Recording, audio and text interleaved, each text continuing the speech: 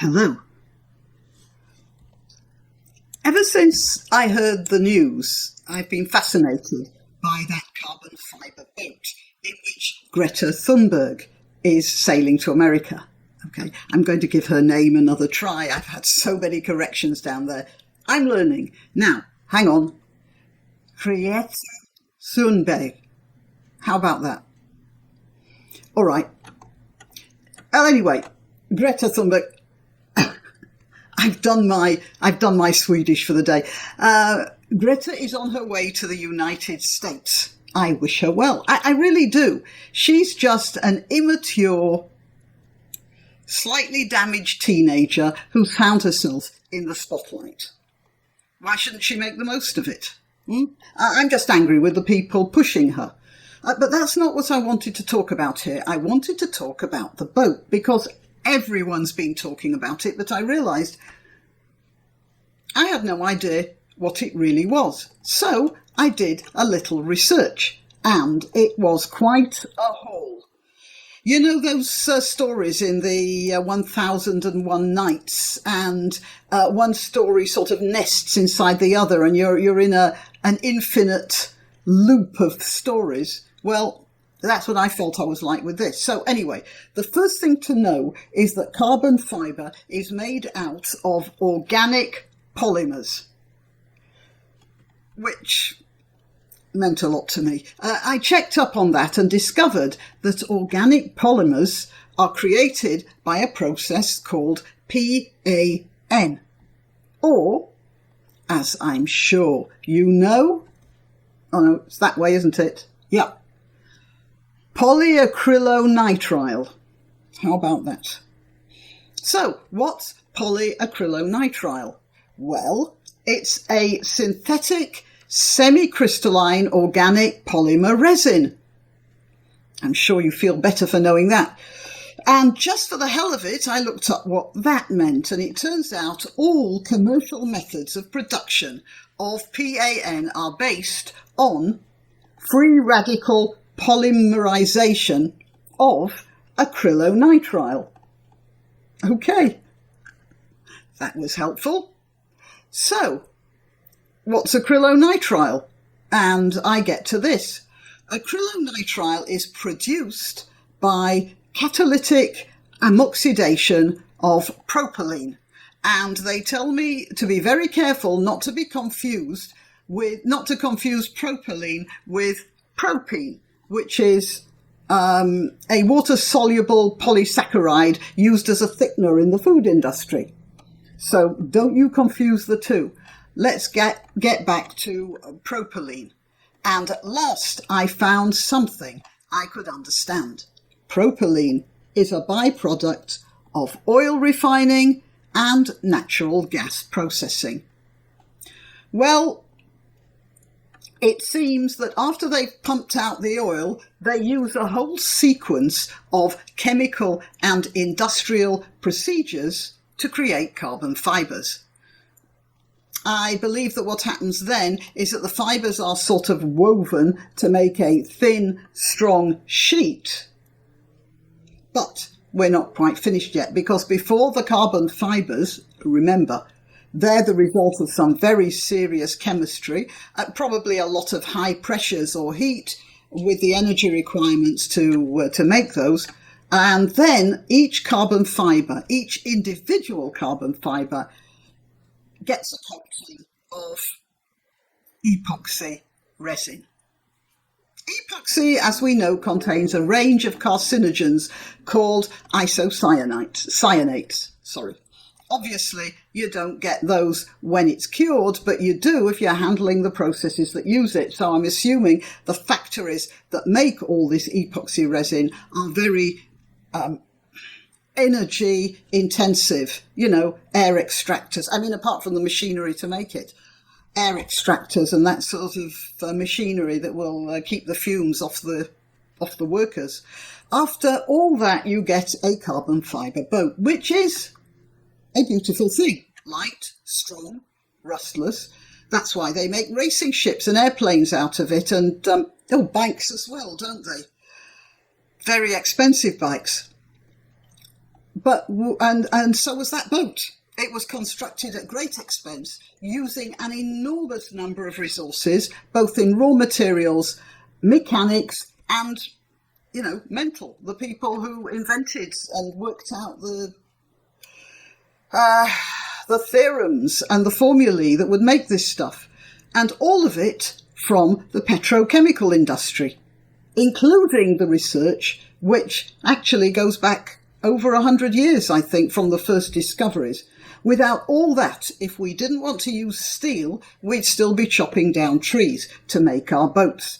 And that is assuming we had enough strength to chop down a tree in the first place, seeing as we'd be back to living on roots and grasses. Because any sort of carbon neutral transport is going to be slow. Just look at that sailing boat, for instance. And on land, well, what have you got? Donkey carts.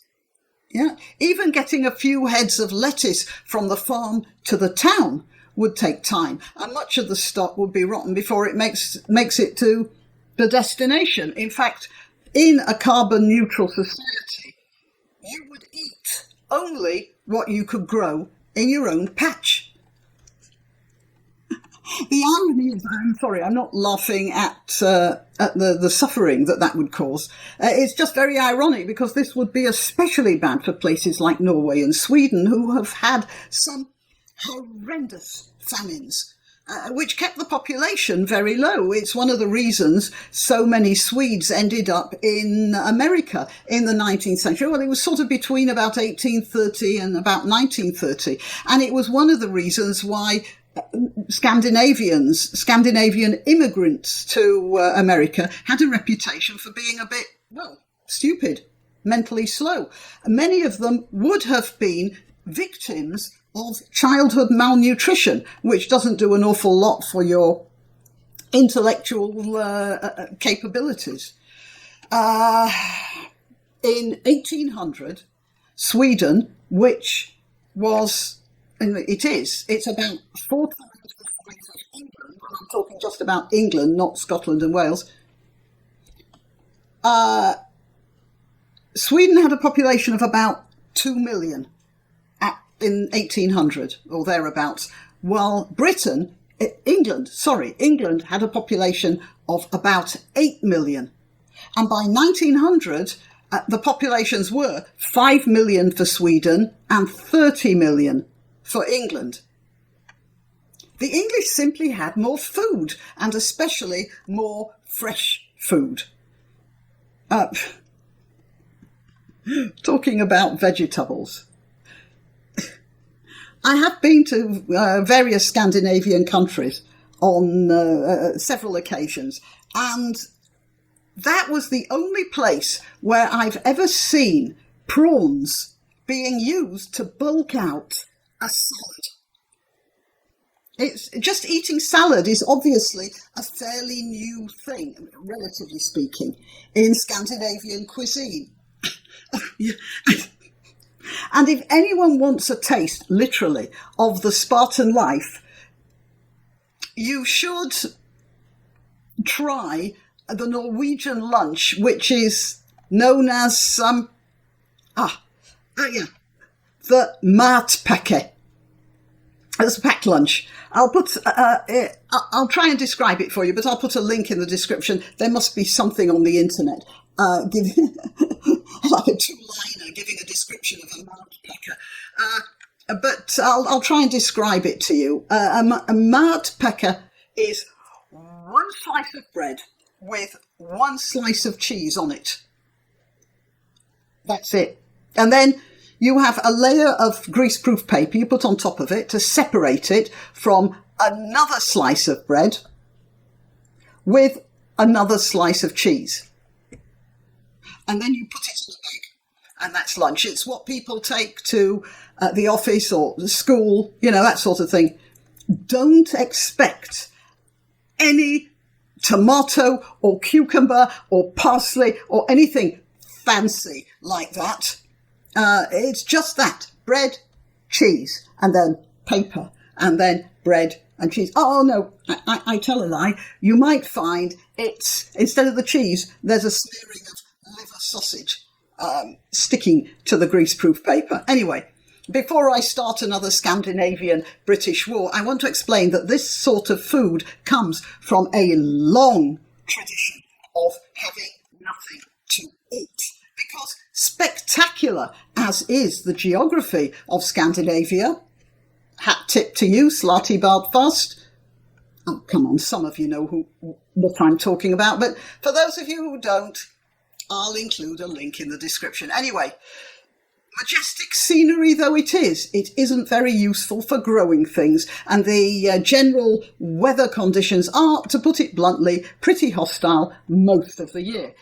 You may notice, for instance, that the Vikings left Scandinavia to come to Britain, not the other way round, and there was a reason for that. Now, the Scandinavians nowadays eat quite well, but that's because much of their food comes in airplanes from warmer climes. Anyway, back to the carbon boat. It's a stunt. Most people realise that. It's been pointed out that the crew are flying back and then another crew are flying out to pick it up. But when Miss Thunberg gets there, she will be feted by a bunch of people who see her as a useful way for them to vent their virtue signalling. And they'll sit there in their comfortable chairs, no doubt chairs covered by fabrics made by industrial processes closely resembling that used by the carbon sheet makers, listening to Miss Thunberg thundering from the podium about the world ending while the air conditioning whirs gently in the background. If you want to donate or contact, the information will be rolling over the Graniopteryx as I speak. Please like, subscribe and share because it does help with the algorithm. If you visit my channel on YouTube and one day discover that I've disappeared without warning, you'll still find me on Bitchute or Minds. Just go to either of those platforms and do a search for Graniopteryx. If you're already watching this on Bitchute or Minds, good for you. Meanwhile, if you're watching this on YouTube, remember that you must keep checking the subscribe and bell icons because occasionally they reset. Till next time.